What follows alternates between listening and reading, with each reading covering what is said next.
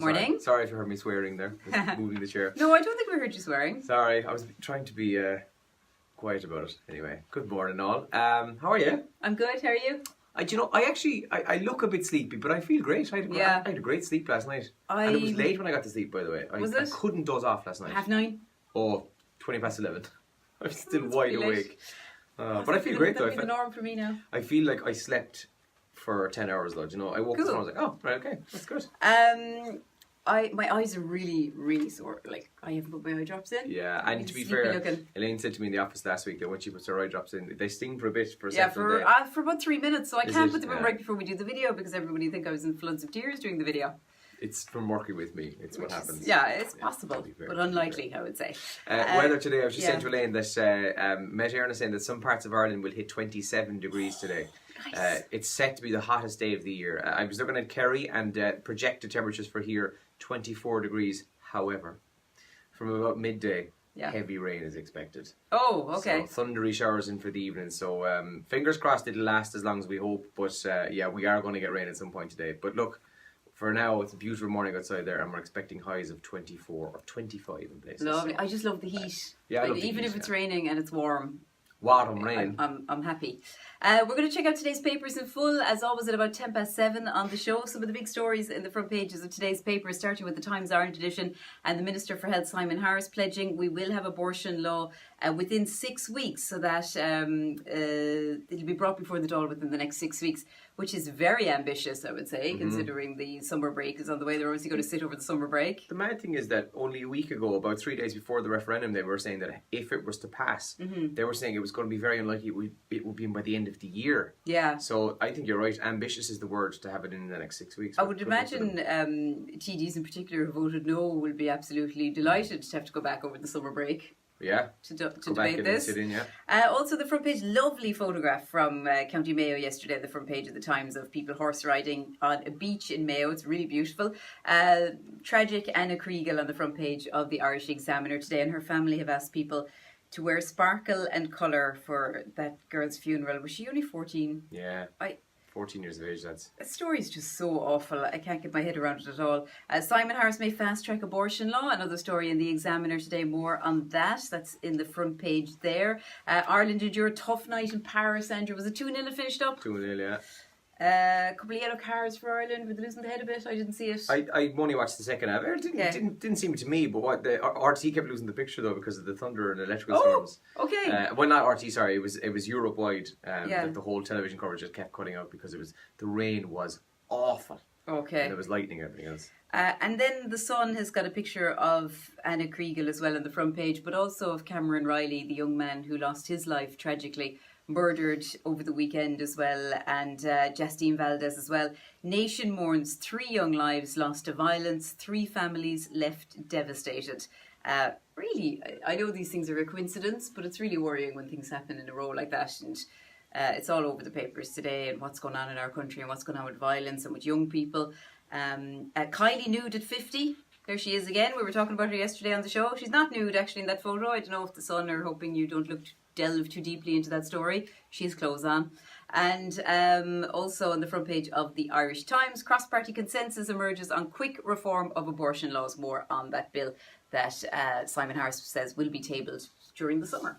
In the top trends in Ireland this morning, Clareburn Live is trending. There was reaction last night to the referendum passing, and the Iona Institute are also trending this morning. I'm not entirely sure why have they released a statement and so on, but I read some of the tweets this morning. People just saying maybe it's time to repeal the Iona Institute. People saying that Graham Burke is trending. He's the first League of Ireland player since 2007 to make his full debut for Ireland. He played in the Celtic 11 in Scott Brown's testimonial last week, and he came on against France last night. He did okay, did fine. And Fabinho is also trending. Liverpool didn't waste any time. 50 million euro they spent on signing Fabinho, the Brazilian lad, from Monaco. So the deal will go through on the 1st of July. He passed his medical and so on. He'll probably sign the contract while he's on World Cup duty. Who's he now? He's not a goalie, no? No, he's not a goalkeeper, okay. No. He's from Monaco. He's class. Is he? He's very good. Okay. So it's a great signing for Liverpool. And I believe, according to the Twitter, the tweets this morning, that Arsenal's new manager, Unai Emery, he lastminute.com put in a bid for Fabinho as well. Like, as in, he was in Liverpool doing his medical and he was like, hang on a minute, I want this guy. Oh, right. So yeah, they failed unfortunately, but he has signed for Liverpool. We're only 16 days out from the World Cup, funnily enough actually, and last night's game with France was their kind of World Cup warm-up, if you'd like. It was packed actually, the Stade de France, because I think it was France's last home game before they head to the World Cup. And there's a new study this morning. This is interesting now. Are you watching? People who are middle-aged are most likely to speed, and worst of all, they drive upmarket and expensive Audis. That doesn't surprise me. So middle-aged Audi drivers, you're the worst drivers, and you're also the most likely to get a speeding ticket / penalty points. I need to ask you something, Andrew, and I might be depressed by the answer, but what's officially middle-aged? Ooh, I'd say 35. No, I'm joking. I was going to say mid-40s. Mid-40s to 60? 45, 60? Do you know what? I actually would have said... No, 65. 45, 60. I would have said 50. No, it's younger than that anyway, I'd say. Oh, Do you yeah, think so? okay. The period after early adulthood and before old age, 45 to 65. Right, okay. So 45, 65 so I have another bit to go. age. Yeah, okay. No, that's fine. Well, I wasn't even trying to be, nice. I would have just said 50, but I think you could be right. Some people might say kind of late 30s, I'd say, but... No, if anyone says late 30s, they're just sad, right? You tell them I said that. If they give okay, out too Andrew late, said you're sad. My eyes are really sore. Also, this morning, I wanted to just run this by you very quickly. It's about the most hated clothing. Speedos came in at number 1. Yes. I have a pair of Speedos. Speedos, leather trousers, Crocs. I love leather trousers sometimes, like if you've got a nice bum. I suppose maybe. Does it Look depend on who you are, maybe? I don't know. Are Crocs the shoes with the holes in them? Yeah. Yeah, well, they're also on the list. Flares, clothes with elbow patches, tracksuits, red trousers, Uggs, deep V-neck t-shirts. Oh, nearly wore one for the video today. And sweater vests. Those are some of the most hated clothing, according to a survey. I can't believe leggings aren't on it. Oh yeah, I'll go through the full story. Maybe it's in the list, but yeah. So if you have any opinions on hated clothing, and I'm assuming someone's going to go socks with sandals. Socks with sandals. Socks with Georgia sandals. Walsh is particularly adverse to that. Yeah, I'm wearing shorts right now, but I like these shorts.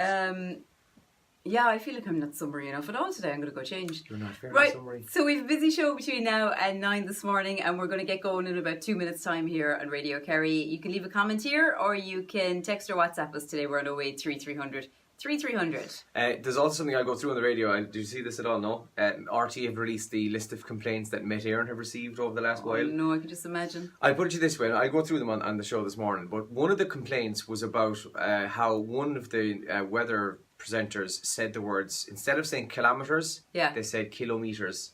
And somebody actually took the time to write a letter of complaint. Yeah, no, it'd be worth it, like.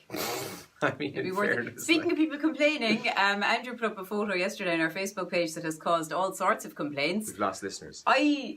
So people actually said, one woman said she's not going to listen today because of it. Yeah.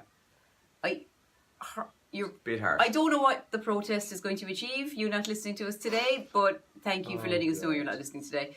That was because Andrew put up a photo saying how many weeks there are left to Christmas. It was 30 weeks to Christmas Eve. It was just for a bit of fun. But for those interested, it's 220 days to Christmas from today, so there you go. I was laughing, like, I couldn't believe people got upset about it. Yeah. Like, if I saw that, and I would think... It's just a bit of fun. I'm probably somebody who would see that and go, for God's sake, who cares? But like, to actually go to the trouble of commenting...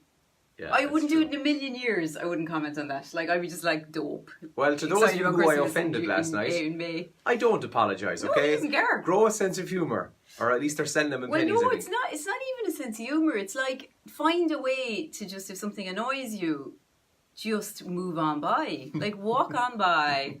I don't understand why you have to comment and say you're... Like, unless it was something that really offended you. But I don't think telling you how many weeks are left to Christmas could offend you. I offended the sun gods.